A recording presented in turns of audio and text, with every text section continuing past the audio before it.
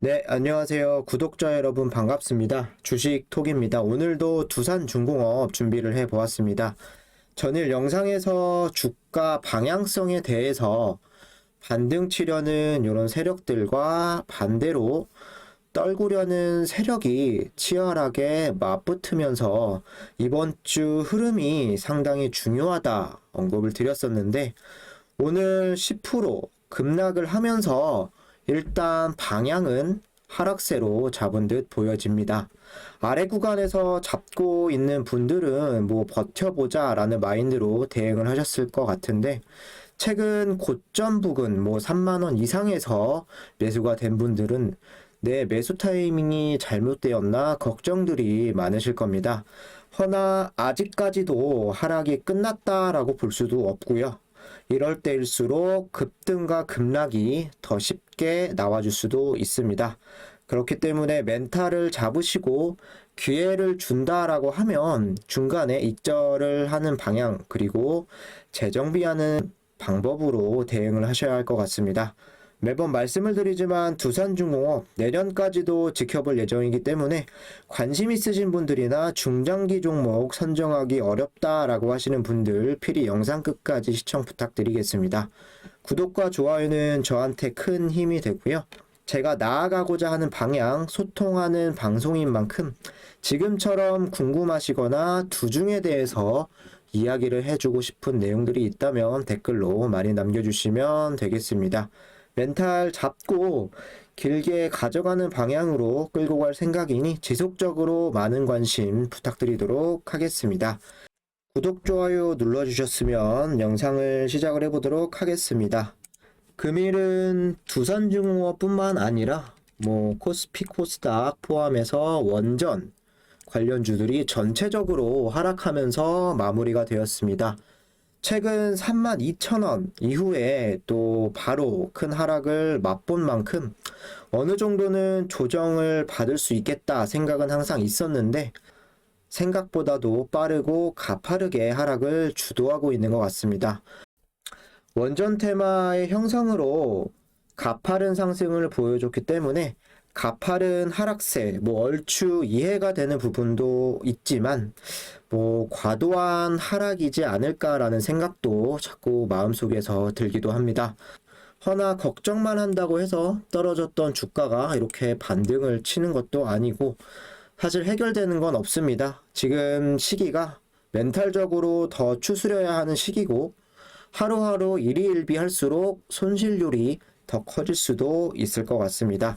두중이라는 종목, 어떠한 근거에 기반을 해서 내가 확신을 가졌고 장기적으로 가져갈 종목이라고 선택을 했다면 그 다음부터는 주가가 내 마음대로 내 생각대로 가지 않는다라고 해도 흔들리지 않는 게 중요하다고 생각을 하고요.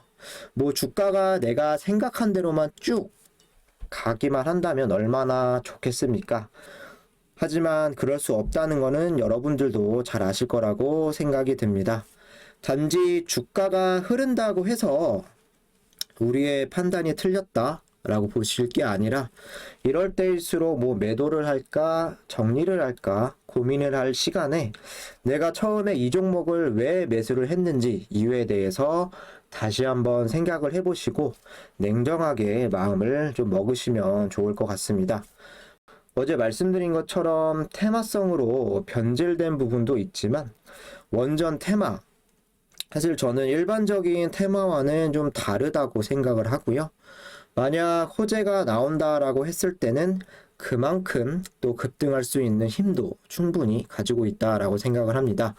뭐 사실 주가 하락에 대한 이유 별건 없었습니다. 뭐 단순히 많이 올랐으니까 빠지는 건데요.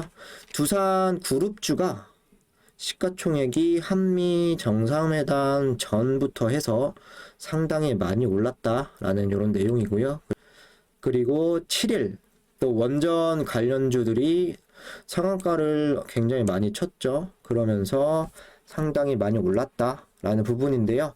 단순하게 많이 올랐으니까 많이 떨어진다 이렇게 좀 생각을 해주시면 될 것 같은데 갑자기 이런 말들도 생각이 납니다. 주가가 좋을 때보다 안 좋을 때 별것도 아닌 이유로 해서 더 안 좋게 반응을 한다. 주가 같은 경우는 한 달 동안 거의 150% 이상 올렸죠. 허나 조정이 2일 나왔습니다, 이제. 하지만 2일 동안 또 30% 가까이 빼고 있죠. 뭐 여기에서 공매도에 대해서 또 이야기를 안 할 수가 없겠는데요. 뭐 사실 공매도가 주가에 크게 영향을 준다라는 부분 좀 부정적으로 보는 입장인데요. 뭐 좋을 때는 사실 공매도 신경도 안 썼죠. 근데 이렇게 크게 하락할 때는 또 공매도의 타겟이 될 수 있고 또 정상적으로 공매가 이루어질 수도 있다라는 부분인데요. 일반적으로 공매 비율이 이렇게 나와 있는데 비율이 크다고 해서 아니면 비율이 작다라고 해서 주가의 움직임에는 상관관계가 있을까? 이런 생각을 자주 하는데 여기 보시면은 최근 뭐 3일치 볼게요. 공매도 비율은 2%밖에는 되지 않습니다. 하지만 주가의 움직임은 마이너스 20%, 플러스 2.9%, 오늘은 또 마이너스 10%. 상당히 큰 차이를 보이고 있죠. 그리고 이때 뭐 나름 공매도가 높았다라고 5월 14일부터 뭐 14% 공매도 비율이 나왔을 때는 마이너스 1.2%, 그리고 오히려 23%, 10%나 더 공매 비율이 올라갔지만 정작 주가는 플러스로 이렇게 마감이 되었죠. 뭐 꾸준하게 이렇게 보시면 5월 3일 공매도가 재개됐을 때부터 뭐 공매도 잔고 수량이라던가 공매 거래량, 대차 거래 잔고 모두 다 이렇게 상승한 부분을 확인하실 수가 있는데요. 그렇게 되었다면 사실 주가는 이렇게 되는 게 아니라 이렇게 되는 게 나와야겠죠. 하지만 주가는 상당히 급등을 하고 지금 좀 조정을 받고 있는 상황인데, 그래서 주가의 등락은 전체적인 수급을 종합적으로 고려를 해야 되는 부분이지 공매도만 딱 놓고 보면 아무런 연관성을 찾을 수 없다라는 게 제 생각입니다. 말씀드리고 싶은 거는 평상시에는 공매도에 대해서 너무 겁먹을 필요는 없다. 하지만 주가가 이렇게 급등을 하고 이런 자리에서는 좀 안 좋은 부분은 정상적으로 반응을 할 수 있기 때문에 그래도 내 소중한 투자금이 들어간 만큼 몸을 사릴 필요는 있어 보인다라고 이렇게 좀 말씀을 드리고 싶습니다. 뭐 여기 수급도 같이 체크를 해볼 건데요. 오늘 같은 경우는 외국인 99만 3천 주 들어왔고 개인과 기관은 66만 주, 39만 주 매도세로 마감을 했습니다. 역시나 8일 이때 강한 하락이 좀 나왔었는데 이때와 비슷하게 오늘도 개인들은 또 빠져나가기 바빴습니다. 그때와 달라진 거는 외국인 매도세가 기관 매도세로 이렇게 바뀐 건데요. 해석을 해보면 최근 흐름, 개인이 붙어줘야지만 빨간불로 끝났다. 그리고 차트상 개인이 이렇게 많이 들어오면서 올렸던 부분, 시점이 2만원 구간이기 때문에 이슈가 붙지 않고 매도세, 개인의 매도세가 이어진다라고 했을 때는 하락세가 더 지속될 수도 있다라는 부분이 되겠습니다. 이렇게 떨어졌던 상황에서도 좀 좋은 시나리오는 여기에서 들어왔던 개인들의 이제 매수세가 다 털고 나가지는 못했죠. 100만 주, 60만 주밖에 안 나갔기 때문에 나가게 된다면 기관들이 받아 먹으면서 기관에 대한 연속적인 매수세가 들어와야 된다라고 생각을 하고요. 모든 걸 차트적으로 수급으로 설명을 할 수는 없겠지만 그래도 그 시점이 추매를 생각해 볼 시점이 아닐까 저는 생각을 합니다. 여유롭게 보신다라고 했을 때 추매하는 건 당연히 뭐 나쁘진 않겠지만 섣불리 판단하기는 아직 이르다라고 말씀을 드리고 싶습니다. 그럼 현재 시장에서 우리가 걱정 말고 해야 될 거는 뭐가 있을까요?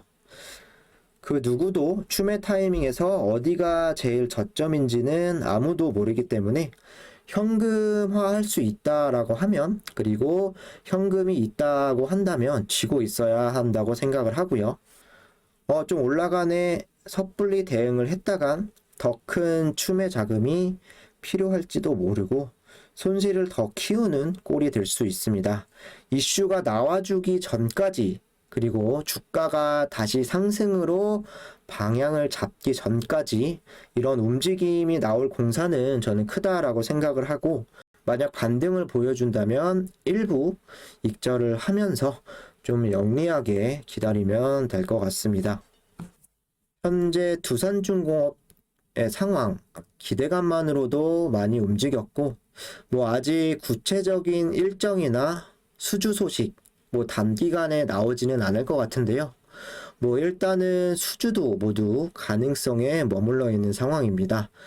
한미 협력으로 인해서 국내의 탈원전, 이런 부분에 대한 기조가 변화가 있기를 기대를 했었고, 그리고 중단된 원전이라도 재개되는 그림을 좀 지켜보고는 있지만, 역시나 탈원전에 대한 정부의 지침은 확고한 상황이라고 볼 수 있고요. 분명 수주가 나온다라고 했을 때 주가는 다시 한번 급등을 연출할 수 있을 것 같고요. 수주에 대한 계약이 바로 안 나오고 논의가 좀 적극적으로 된다라고 하더라도 움직일 가능성은 충분히 있다라고 봅니다. 가장 빠를 것으로 예상이 되는 체코 원전에 대한 수주. 만약 체코가 기점이 된다라고 했을 때 추가적인 이런 수주 확률이 높을 수 있고요. 그리고 사우디, 터키, 폴란드 이런 나라들도 이후에 고려해봐야 할 부분들이 되겠습니다. 모두 다 수주를 할 수는 없겠지만 일단 한 곳이라도 제대로 진행이 된다라고 했을 때는 2차, 3차의 가능성도 그만큼 높아질 수 있다라고 보고요. 한기의 파급 효과가 상당히 크기 때문에 여유를 가지고 기대를 해봐야 될 것 같습니다. 기술적으로 아랫 구간 이렇게 박스권 영역일 때는 5일선이라든지 11선 이격도가 상당히 좁은데 반해서 이렇게 주가가 급등을 해버리게 되면 이동평균선 같은 경우도 이 차이, 이격도가 상당히 벌어진 거를 확인하실 수가 있습니다. 그래서 앞으로 이격도를 다시 모으고 줄이려는 움직임이 나와줄 수 있을 것 같고요. 그렇게 된다면 급등과 급락이 심해질 수도 있습니다. 무조건 5일선이 깨졌다 그러면 다음 11선에서 지지해야지 이런 부분은 아니겠지만 그만큼 갭 차이가 크게 벌어졌다라는 이야기고요. 일단은 어느 일정 구간에서 주가의 흐름이 옆으로 이렇게 횡보하는 이런 방향들, 그리고 유지해 나가는 방향이 일단은 필요할 것으로 보여집니다. 그 선이 저는 25,000원이 되기를 바랬지만 오늘 이렇게 10% 하락을 하면서 어제 말씀드렸던 23,800원까지도 이탈이 나왔습니다. 그래서 만약에 내일 반등이 좀 세게 나온다라고 했을 때 한 10% 이상 이게 좀 나온다라고 했을 때 나는 수익을 아직 보고 있다라고 하시는 분들은 일부 정리, 그리고 혹시라도 추가 연속 하락세가 나온다라고 했을 때는 당장 대응하지 마시고 적절한 추매 자리를 찾아야 하겠습니다.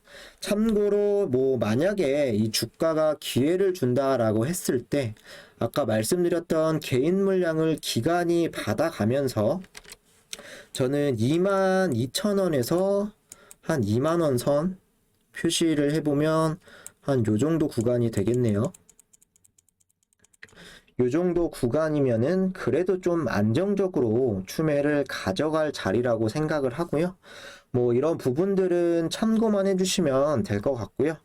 오늘은 여기까지만 영상 말씀을 드리도록 할 거고, 유익하셨다라고 생각되시는 분들은 구독과 좋아요 한 번씩 부탁드리고요.